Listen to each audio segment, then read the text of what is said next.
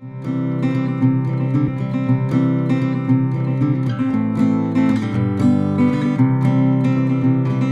Nomadic Fanatic, Eric here.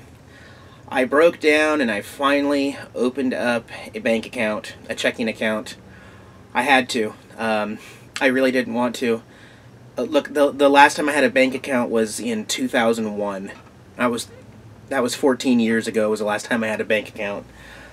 Really not happy about the idea of the government tracking my money usage or anything, but I had to, guys. I had to for the only reason because in order to monetize my videos on YouTube, you have to have a routing number from a bank account to be able to go into. So, and for my Indiegogo fundraising platform project, that money has to go into an actual bank account. So I had to open a bank account, and I'm going to have to keep enough money in there to keep it open and deal with the $12 monthly fees and stuff. And then have a place for that money to be deposited into later. I'll still use my prepaid for like cost for, you know, spending stuff online and using that, my prepaid card, but okay, thank you. But as for that Indiegogo fundraising thing, the first thing I'm going to work on is the solar panel project that I was talking about earlier. I have to pick the exact kit that I'm going to get, and then I have to come up with some donation options that people can click on. Like, I want to do something creative, kind of like what Chris did, you know, where if you donate $5, you get something specific, you know.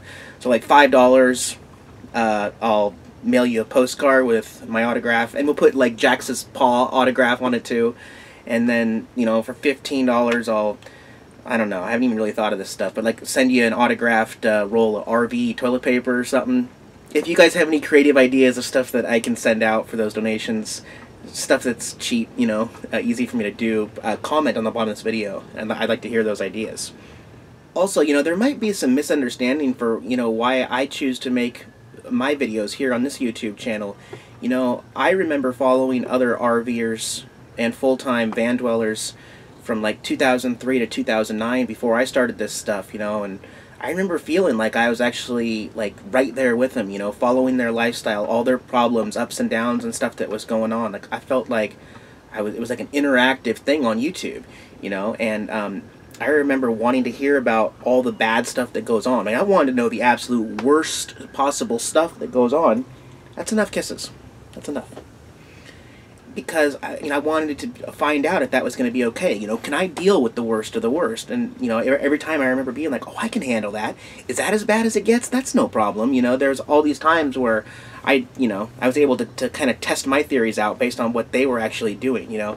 And I'm trying to do the same thing. You know, I'm sharing my lifestyle with you, giving you the pros and cons, and, you know, asking if there's anything specific that I can talk about or show you about. And as for, you know, who I am as a person, I think many of you have already figured out I'm kind of a loner, you know, just me and my cat, you know. I do have a lot of friends, and I do go out and do stuff with them often, but then again, there have been times where I've actually, you know, physically chosen to just say no, come home and watch The Cat from Outer Space with my cat in my lap and eat a bag of popcorn, and I'm perfectly happy with that.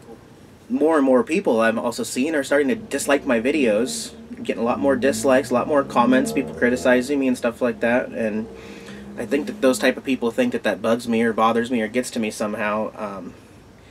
You know, but at the same time, there's so many people that respect what I'm doing and support what I'm doing that, you know, it's easy for me not to get bothered by that kind of stuff. You know, I'm not doing this for recognition. It's easy for someone to sit behind a computer and point and judge me and tell me what I'm doing wrong or what I should be doing or stuff like that, and I'm sure there's people that just jump on, you know, every day real quick just to click on my video and press dislike just to mess with my numbers and stuff, but I don't usually let that get to me.